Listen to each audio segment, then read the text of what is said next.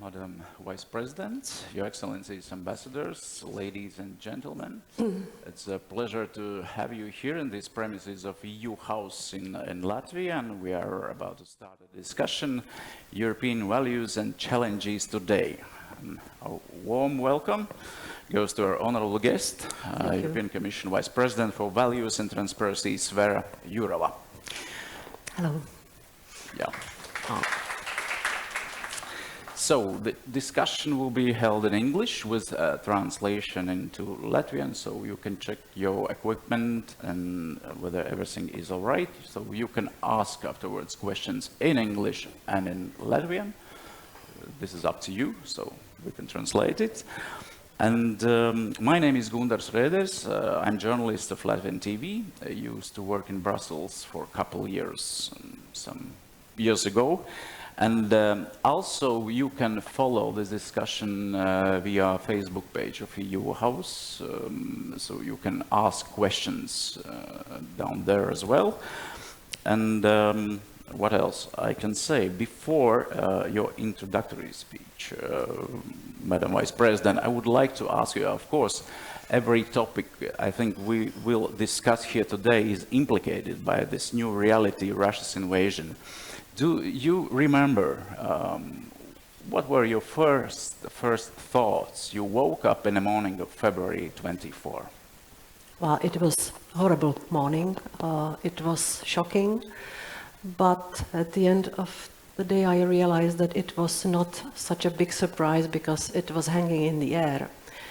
And maybe I have to explain, I come from the Czech Republic. And I lived 23 years in the country which was occupied by Russian troops.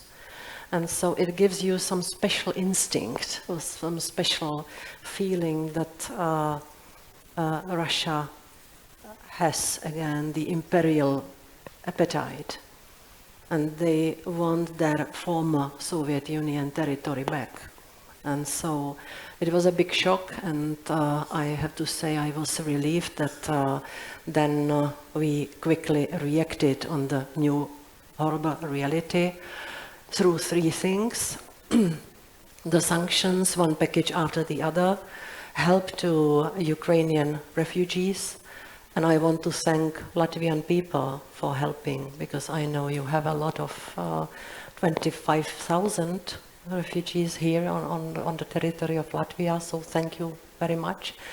And the third thing was delivery of weapons, which I would never have believed that the EU might do something like that, and also so quickly.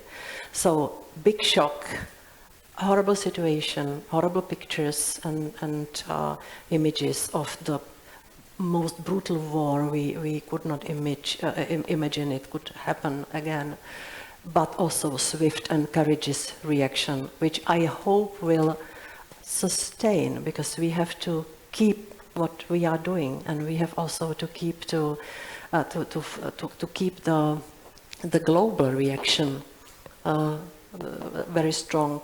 Today, my boss Ursula von der Leyen is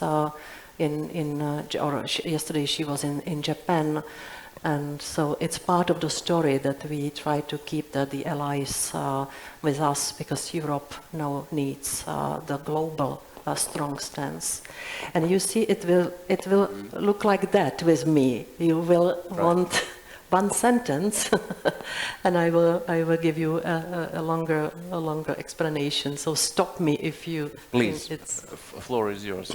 Okay. For your speech. Thank you very much. So this is the speech for 35 minutes, dear friends. So I will try to shorten it. Of course, it's difficult to speak about other things than the war and the consequences and the necessary reaction. So I already mentioned that we are reacting swiftly, decisively, up to now in some strong sense of unity within the EU. If somebody expected that we will impose sanctions on Russia, which will stop the war, he must be disappointed. no economic sanction can stop the war immediately.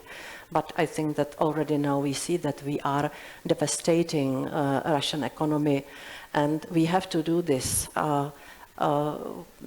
by minimizing the impact on European Union side. So that's why there are always difficult talks among the member states. Now there are talks about the sixth package where the big question is the ban of the import of oil, and I hope that the member states will come to a good, reasonable solution. My portfolio is about the values. It sounds abstract, it sounds untouchable, how to say, not very tangible, but it is, because I deal with the issues of rule of law.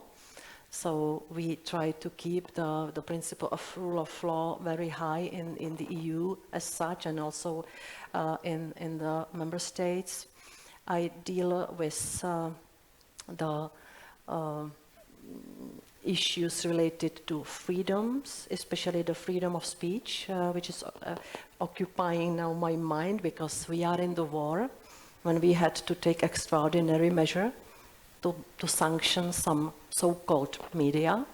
We sanctioned Russia Today, Sputnik, now three more, and we try to work with the digital platforms like Facebook and Google and several others to choose. I want them to choose who they are, on which side they stand.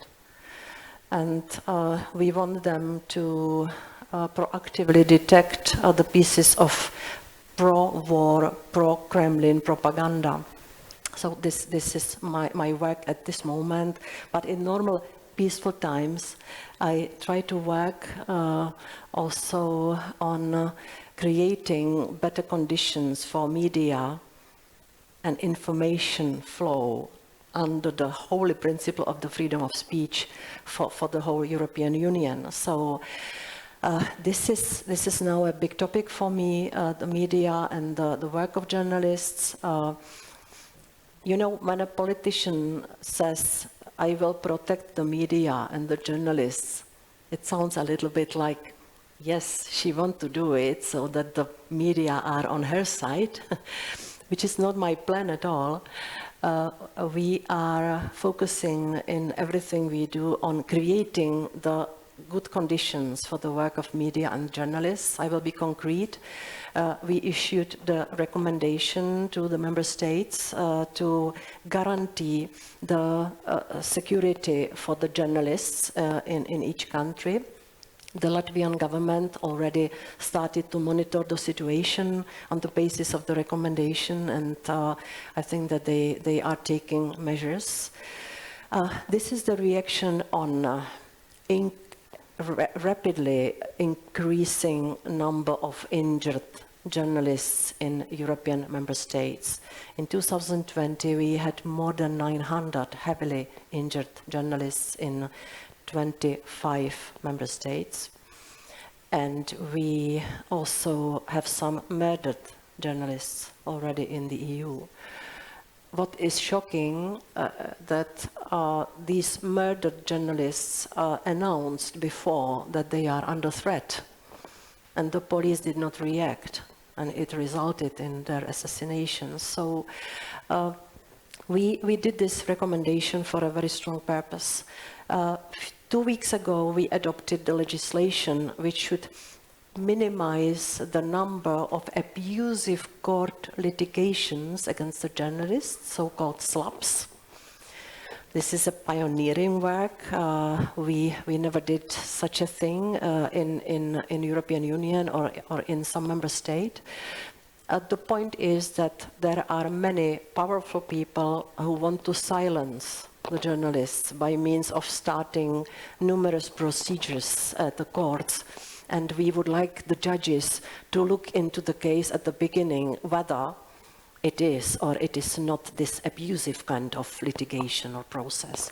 And in case there is sufficient evidence that this is just to abuse the process against the journalists and human rights defenders, the judge should have a possibility to stop the proceeding. Now I am preparing the Media Freedom Act, which should be adopted in July. I spoke about it this morning with the Latvian media regulator. I asked for advice and help because we need to adopt the legislation which will increase the standards of protection of media, protection against politicization, against the political pressure, and also protection against economic pressures which cause that many media houses have to close the shop and they simply cannot work anymore. And we believe that the more media outlets, the better. That's the beauty, or that's the principle of pluralism of media which we need. I'm giving you some menu also for your possible questions. I am very much involved in the legislation covering digital space. So the Digital Services Act, which is increasing responsibility of the digital operators such as Facebook and Twitter, so that they do not serve anymore as distributors of crime, because what's being distributed through the networks? Child pornography, terrorism, extremism, hate speech. This is all prohibited in normal offline world. So why it should be allowed in digital space? No reason for that. But it's easy to say, not easy to do. So we are now adopting, or we have adopted, the legally binding rules that these digital operators will have to follow, and take all possible measures to minimize the appearance of crime or criminal content online. I also work on the code of practice against disinformation, again, mainly with the platforms, but also with the advertising industry, with the media. And why the code of practice is next to the Digital Services Act? Because in normal time, which is not pandemic or war, in normal peaceful time, which we hope will come back, don't we? We have to protect the freedom of speech, which is not absolute in the EU, but it is very high on our agenda of the freedoms to be protected. That's why the code of practice is introducing a kind of mechanism where the digital platforms should again detect the manifestly clear lies, the pieces of propaganda, the organized campaigns, and invite and pay the fact checkers, including the media, who will provide the readers or the users with the facts. I will give you an example how it should work. And I would like to hear your opinion whether we are going in the right direction. For us, it's interesting to watch what's happening in the United States. It's a textbook for us, or something like training material. You remember the attack on Capitol in 2020 in January. And there were two reactions of the platforms. One from Twitter, it was already before elections in the United States. They labeled the tweet of still sitting President Trump, who placed there his declaration that opinion or declaration that the correspondence vote is something like prohibited or impossible, which was a lie. It was not an opinion, it was wrong, factually wrong, and it was verifiably wrong. That's why Twitter didn't remove it, but they labeled it and added the facts. And there was a big outcry that how can they censor the President of the United States? My reaction was, it's not censorship, it's the competition of speeches. It's the confrontation of his declaration and the facts, which were easy to verify. Then the second thing, when Facebook cancelled Trump's account, it was when he was clearly inciting for the riot and for the attack on Capitol. It was inciting for hatred and violence, which is also prohibited in the US laws.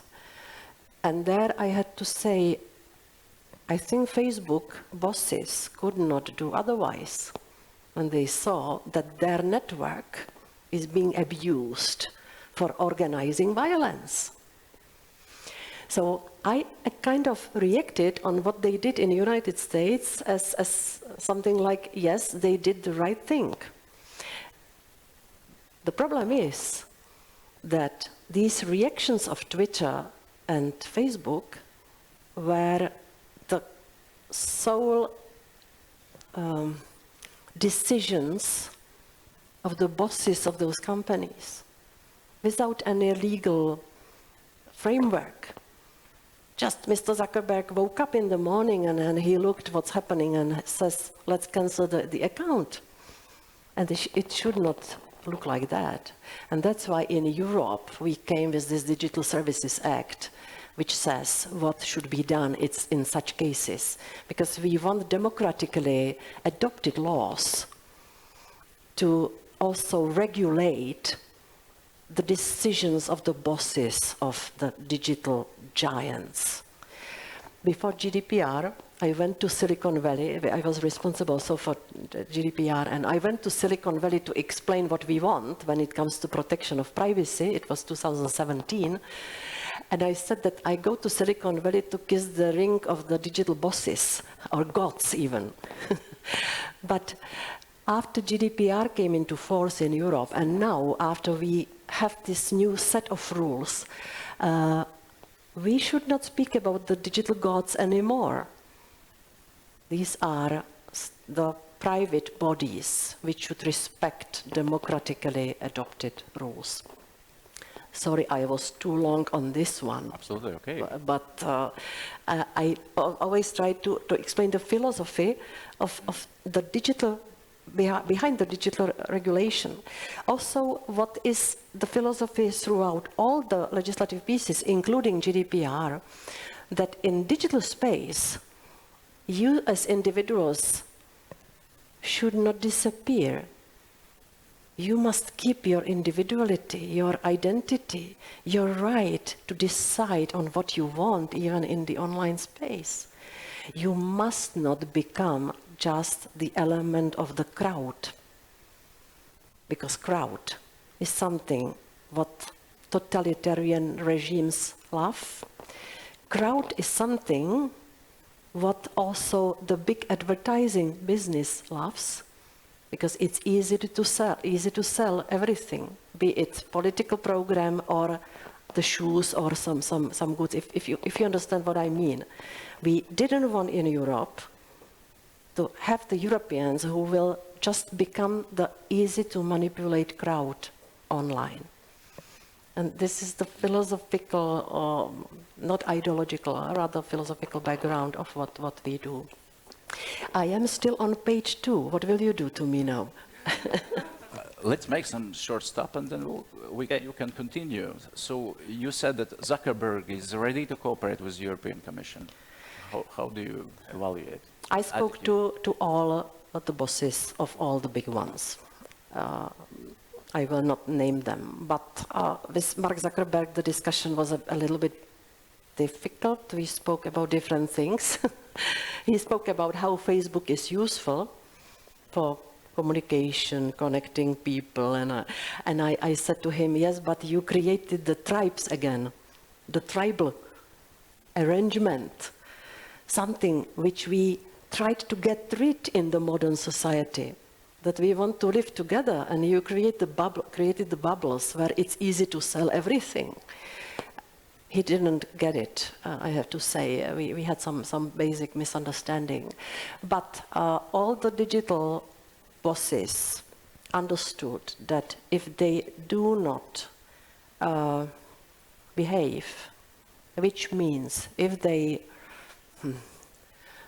do something to limit the appearance of crime online, we will legislate.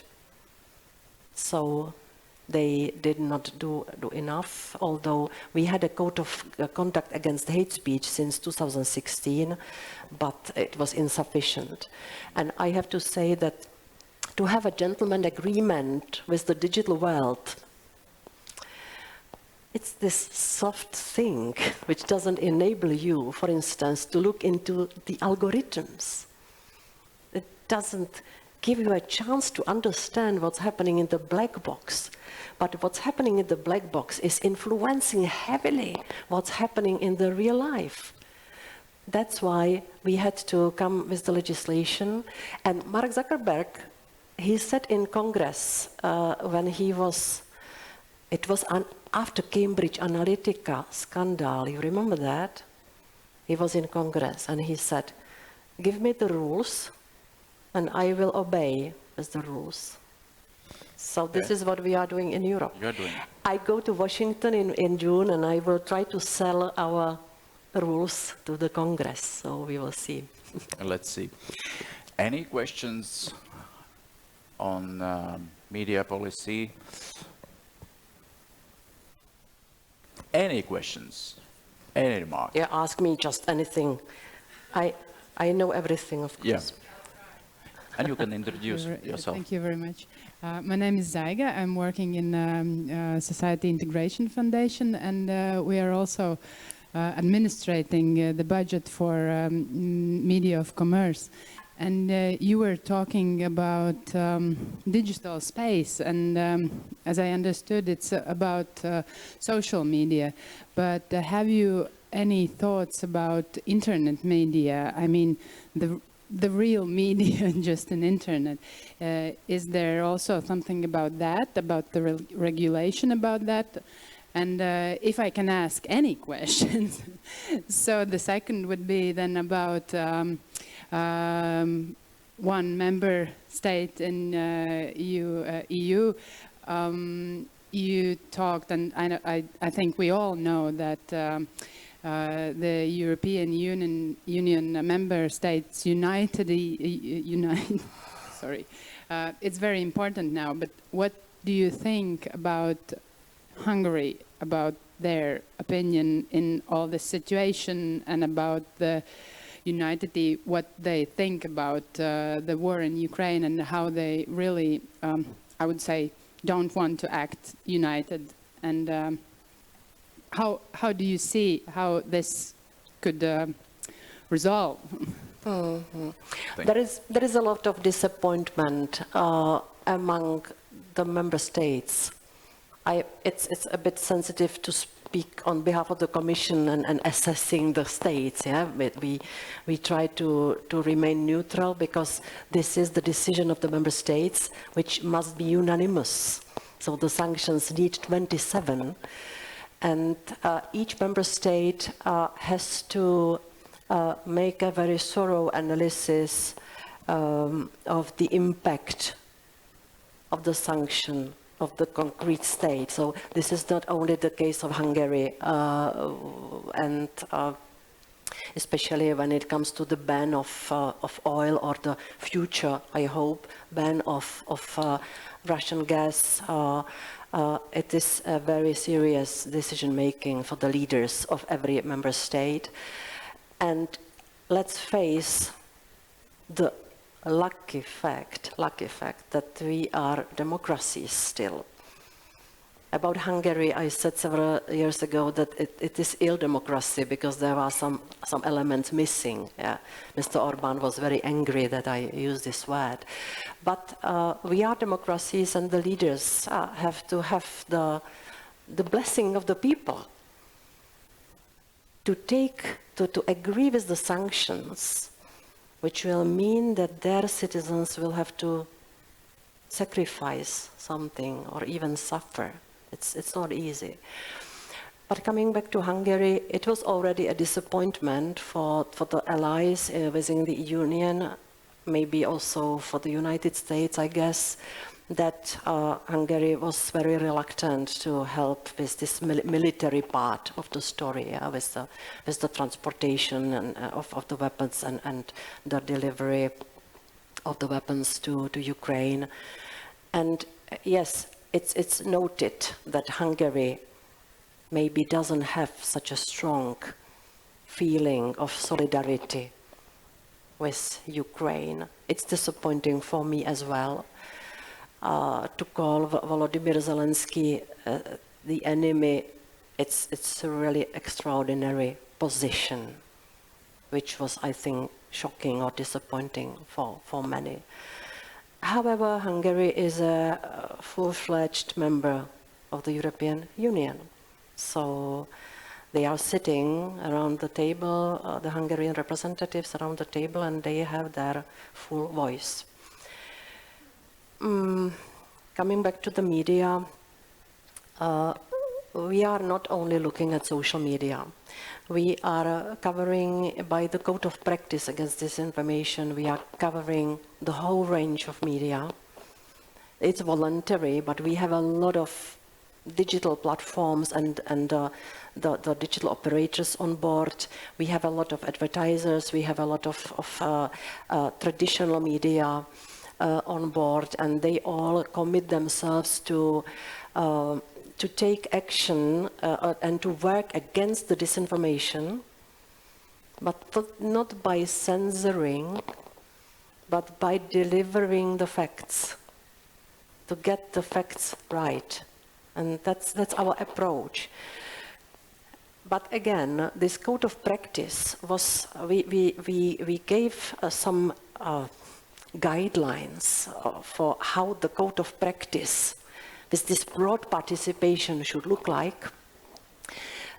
In May 2021, so it was in the middle of COVID, but of course before the war, and we had in mind that the code of practice should work in normal time, but pandemic was already not normal time, so there we had to add that there are some authoritative sources of information, which is extraordinary to say somebody has the patent for truth. And we said it should be the Ministry of Health. And we asked the media and the platforms to give them the priority space so that the people can read trustworthy information first, not the bloody advice that if you will be smoking, you will not get COVID. I can tell you it doesn't work for me. I was trying to be immune. It took 2 hours, but I got it this spring. I didn't smoke enough. Forget it. It's web streamed, yes? It's too late, sorry. Okay. Okay. But now in the war, we even had to go further, and we had to sanction some so-called media. So, you know, it's a complex thing. In Media Freedom Act, we will cover all media, the space for all media, including the prints, which is difficult for the publishers to swallow, but I am communicating with them. Any more questions on media? Yeah. Okay. Hello, my name is Andra Babchanova. I have a question, and I know European Commission has been working on this, but with the help of social media, the authoritarian countries have been undermining the democracy for years, and now the red lines have been crossed by the war. No one expected that. So was it a little bit of a, and then I'll add with Elon Musk, who bought the Twitter. He said that he's a free speech absolutist. He said that he want Mr. Trump account on Twitter back and things like that. And isn't it high time to stop working on the basis of gentleman agreements, codes of practice, and things like that, and be like super harsh on this? Because this is the tool that the totalitarian regimes, the social media, are using to undermine the very state of our democracy. So I don't think the gentleman agreements is going to work. And was this the moment of the beginning of the war, a wake-up moment or shake-up moment in the Commission to take it even more seriously and go farther than you thought when you started to prepare this legislation? Definitely, it was a shake-up moment, and that's why we did two unimaginable things. We sanctioned some media, or I call it so-called media because, well, when they are pure vehicles for Kremlin propaganda, then I don't know if we can call them media still. And we asked the digital bosses, you have to choose where you belong to, on which side you stand. Yeah? Unimaginable. Because over years I was telling the digital gods, don't you dare to moderate the public debate or political debate in the EU. Don't touch it. Yeah? So now, yes, shake-up moment. As I explained, we realized that the gentleman agreements must be over. So that's why the Digital Services Act is already rather tough. And as for the hate speech, the disinformation, this code of practice, which I tried to explain that we are now finalizing, we will softly push those who will want to operate on digital space or information space in the EU to commit to the principles of the code, because under the Digital Services Act, it's one of the measures which will be recognized as risk mitigating measures. So we call it a semi-regulatory approach. Sorry, it's a bit difficult. Elon Musk, yes, how did you say it? The freedom of speech absolutist. Okay. We will make him understand that absolute freedom of speech also means absolute denial of truth or devalue of truth. Am I using the right word? Devaluation? Or Valuation? lack of respect or absolute nihilism. By promoting absolute freedom of speech, we will also resignate on having some facts.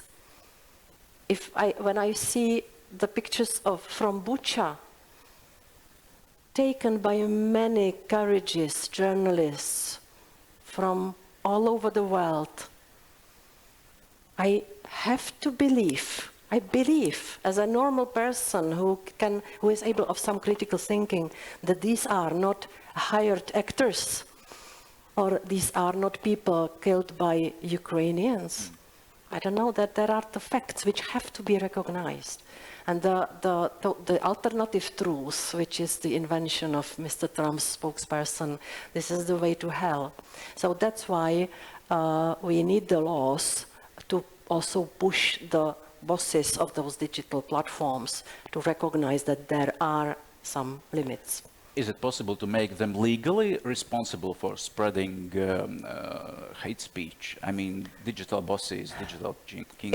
If they will be caught by spreading the campaigns which have been produced in a coordinated way to cause harm to the society, if the digital platforms will be caught by doing that without any action, they can be sanctioned according to the Digital Services Act. Right. Good afternoon. My name is Eva Moritz. I am from Foundation for an Open Society, DATS, here in Latvia. I was very pleased to hear your appreciation of freedom of speech and how you are trying to protect it also from undemocratic decision-making processes by means of, somehow regulating private companies. I would be very curious on your opinion, your advice, and thoughts on how can democratic systems cope with an urge to limit freedom of speech. Now in wartime and also during the pandemic time, the national security issue came very high on the agenda, and there is a strong tension between freedom of speech and what is good and what is a safe way for our countries. When the defense structures, police structures, national security concerns have a very high priority on decision-making list. So I see this huge tension, contemporary tension between freedom of speech and national security. I would be very interested in hearing your thoughts on that and your advice to democratically elected governments and systems, because the democratic debate is extremely lengthy and cumbersome, so it's difficult to engage with democratic debate occasionally when we are speaking about limiting and the right limits for freedom of speech. Thank you. Where we see justified limiting at this moment is on the basis of the national security or on the basis of the ownership. Yeah, so we are prohibiting the media owned by Russian state, in fact. And it's true that we must not continue doing this in the times where there is not this justification anymore. So, in other words, I was asked many times in different countries, how do you see the way back? So now you are sanctioning the media. How will you unscramble the scrambled eggs? How will you restore again the old good normal? And I always say, we have decided on this sanction on a temporary basis. It's not meant to be forever. But we will have to be very vigilant and careful to say this is the moment to come back, because our society is able to flourish even with the media which are spreading lies, but not war propaganda when we are in the war. You know, that's a difference. So I don't know if this moment will catch me still in the Commission, but I promise that I will try to to be very careful not to prolong the time of some kind of limiting the freedom of speech because of the war longer than necessary. Thank you. More questions?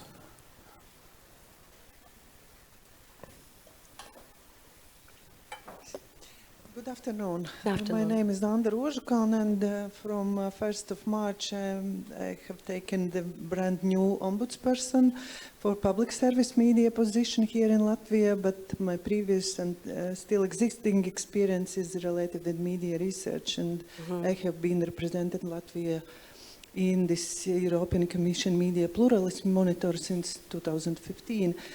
This is why, from the list of your priorities, I would like to touch this SLAP issue, because there are gradually growing number of court cases against public service media. All of those cases are related with the content issues. And I have a very practical question. How do you see practically opportunities to monitor or identify in other ways those SLAP cases, both nationally and in a EU level? Thank you. Yeah, thank you very much. First, why we decided to take action? Because European justice system should be used for delivering justice, not for being abused by those who have money. And this is a lot about the money. Your question, how it will work in practice, or How to monitor? yeah, to monitor, yes. I understand.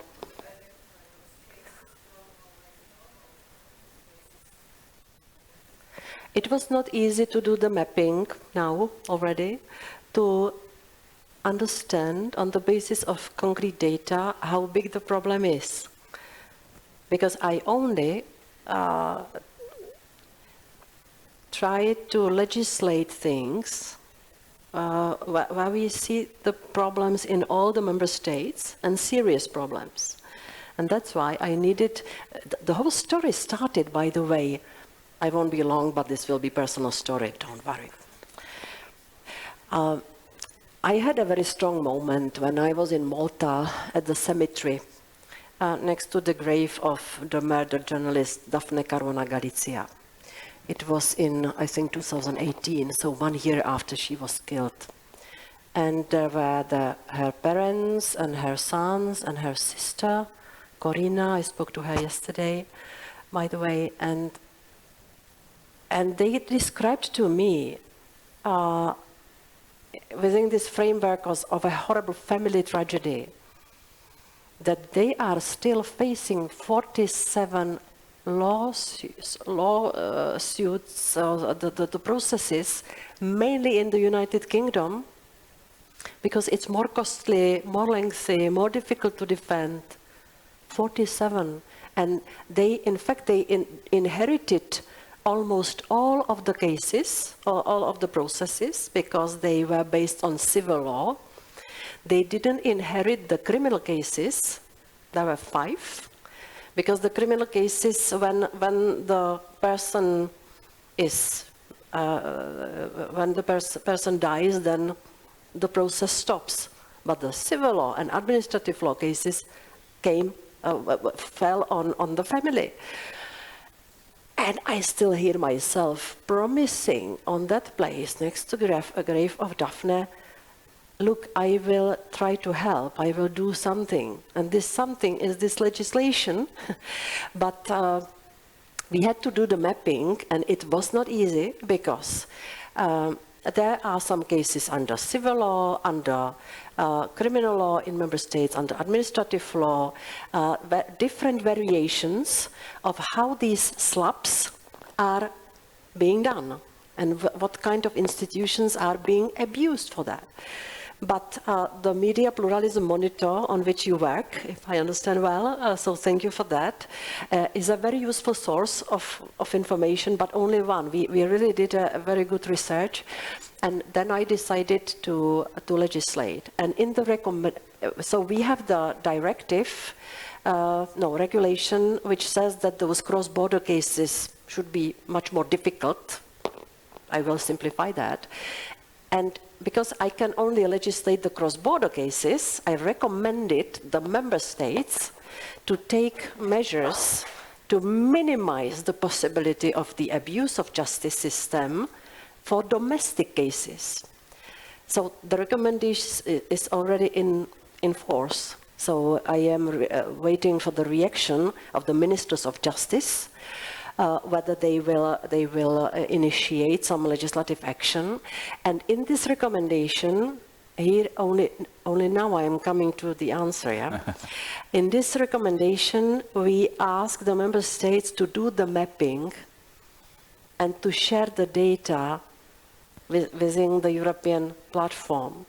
So only, let's say, in 3 years' time, we will have more trustworthy data about the number of cases and about the different modifications and variations of the SLAPs.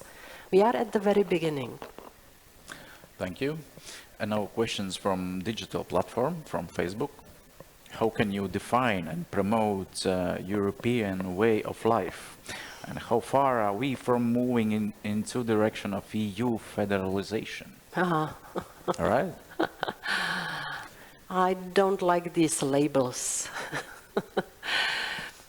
I am not a European federalist. I want to be clear about this.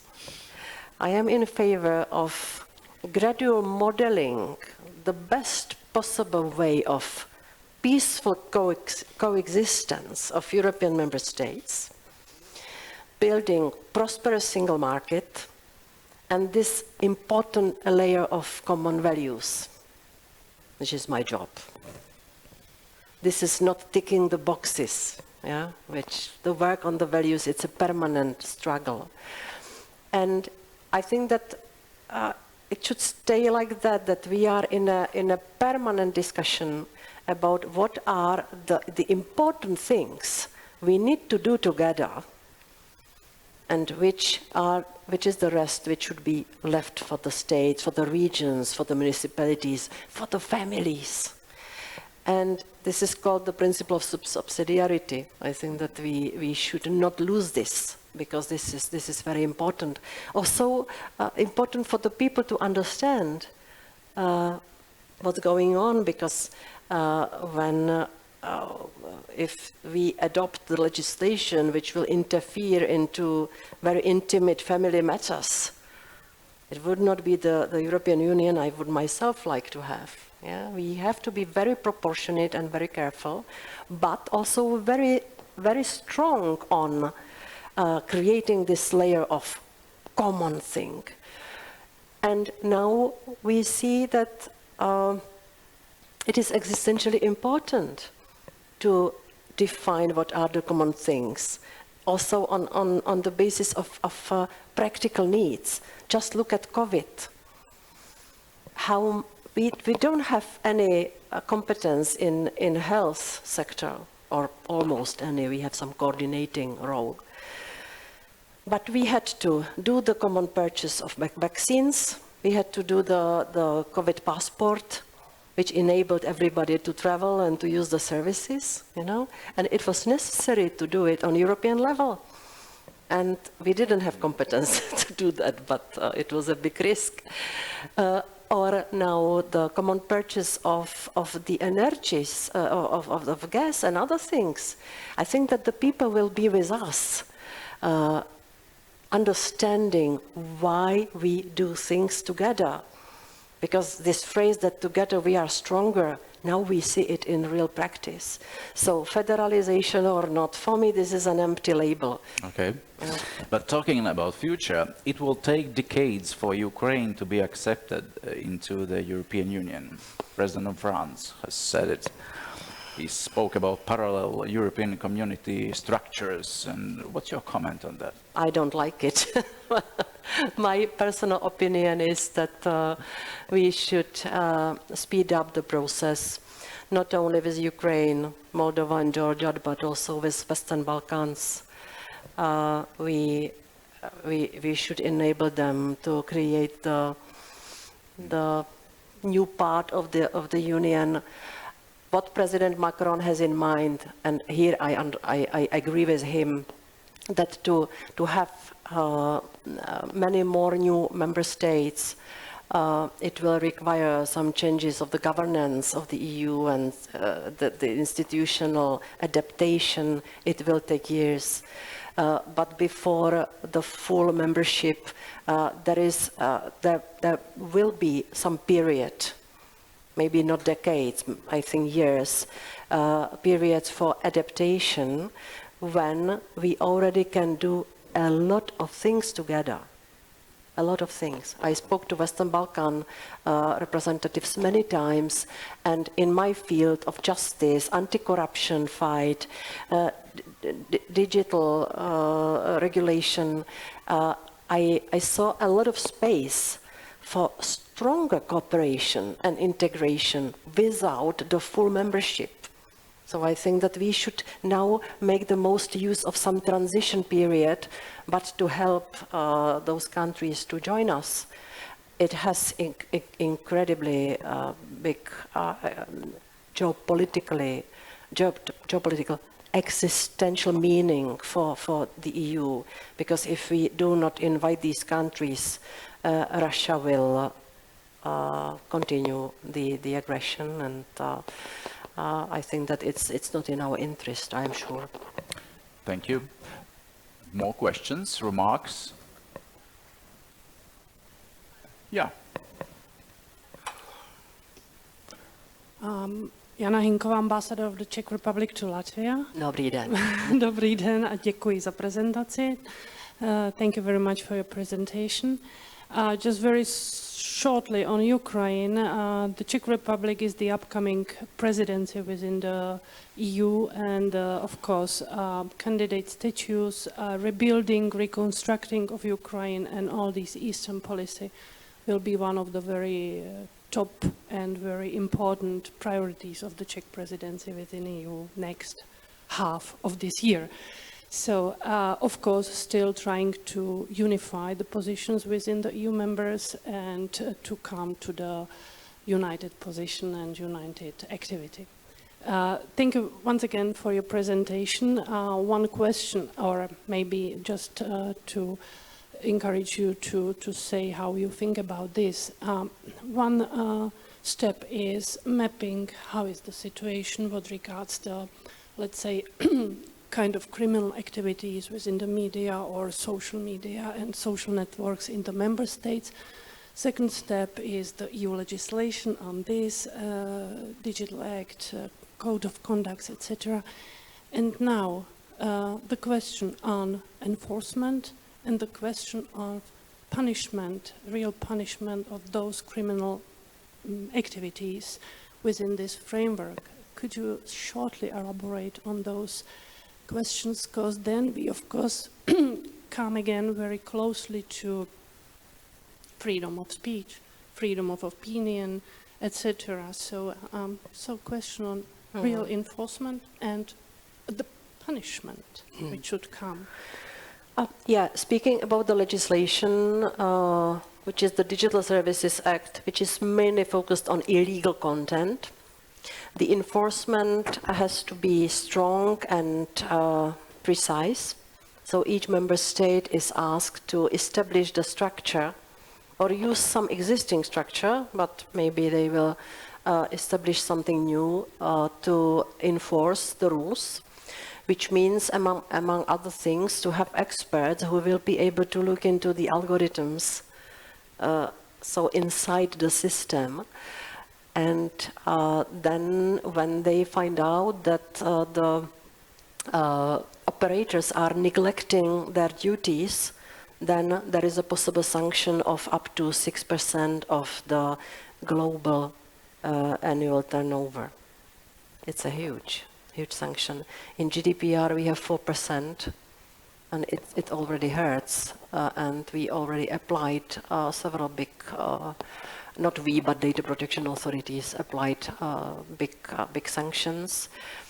If you know how GDPR works, it's very decentralized. The data protection authority is very, should be strong and independent body within each country or in each member state, with some layer for coordination and harmonization of the decisions, because it should not be cheap in some country to cheat when it comes to privacy.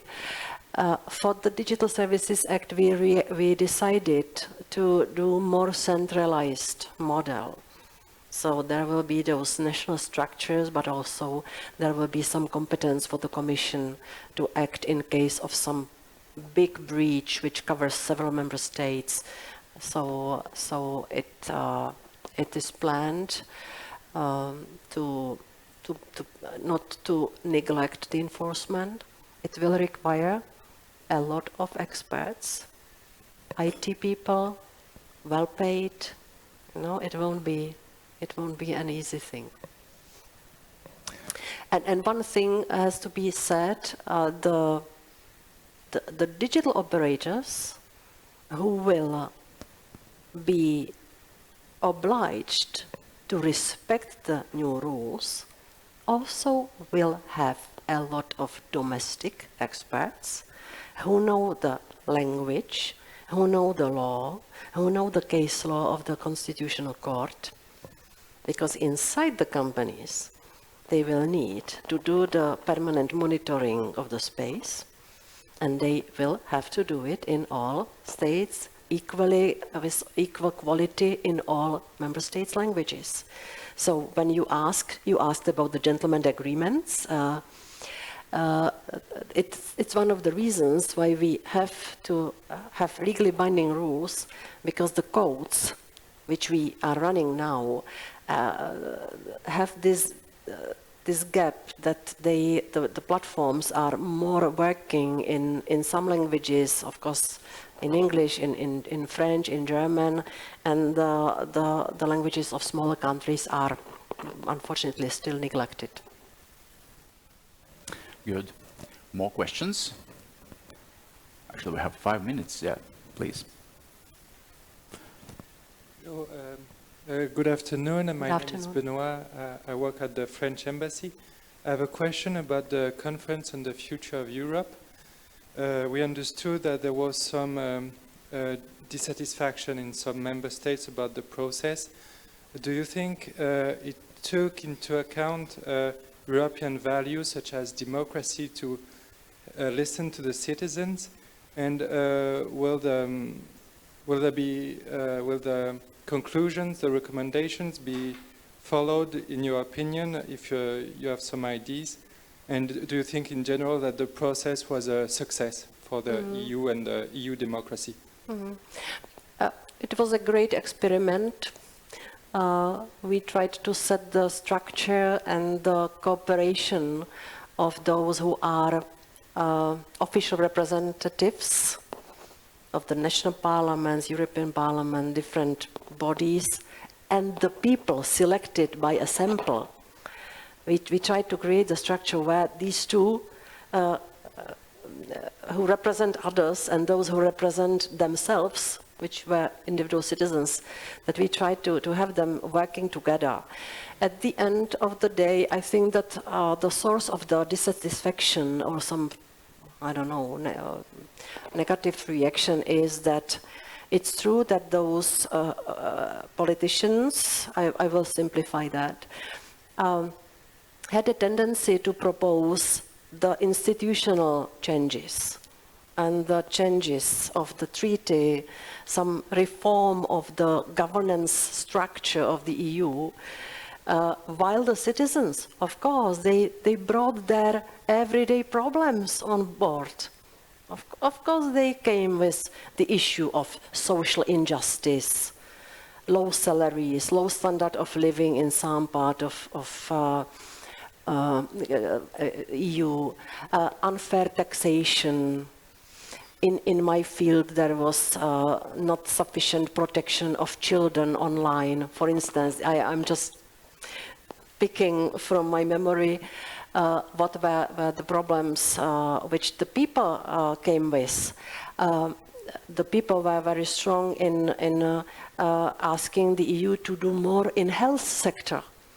Yeah, and so these kind of practical things, and I loved it because I was a lot with the conference. I was participating in many of the debates, and I really had a lot of very useful reflections from the citizens who are normally not involved in this institutional life of the EU, that I would even say they brought a lot of fresh air into that. And I think that the frustration now stems from the fact that there is now, in the result, there is the mixture of those recommendations which were brought by the citizens themselves and the things which were brought by the members of the official bodies.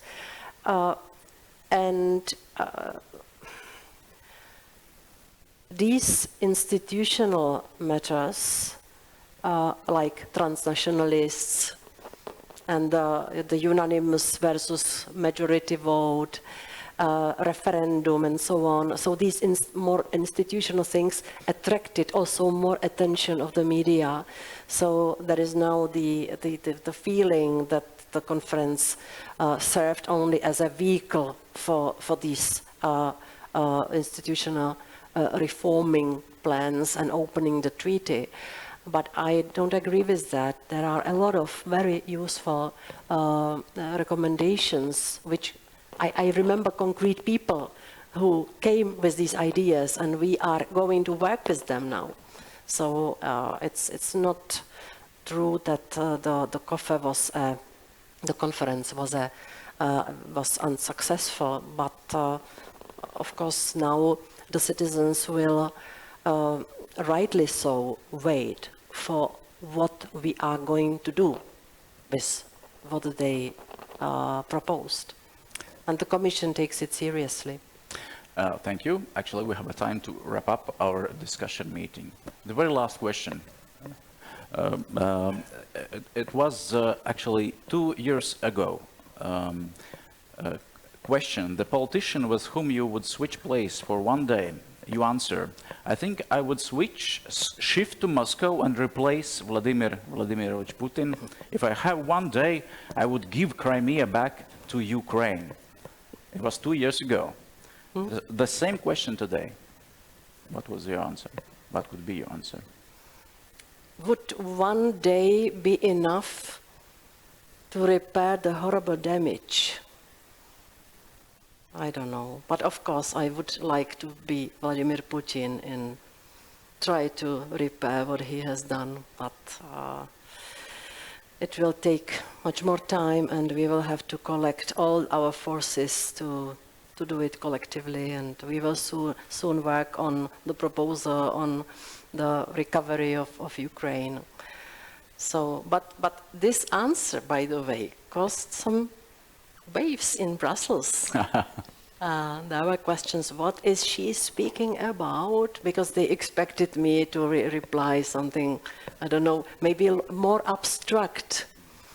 No, I was concrete, and I was really believing that this is the right thing to say. Thank you for your answers, for your insights, and thank you all for your questions and remarks, and thank you for your contributions. See you. And you know, coffee is still available. I want to thank you. You created a very good atmosphere here for me, and also I got some inspiration. Thank you very much. Have a good day.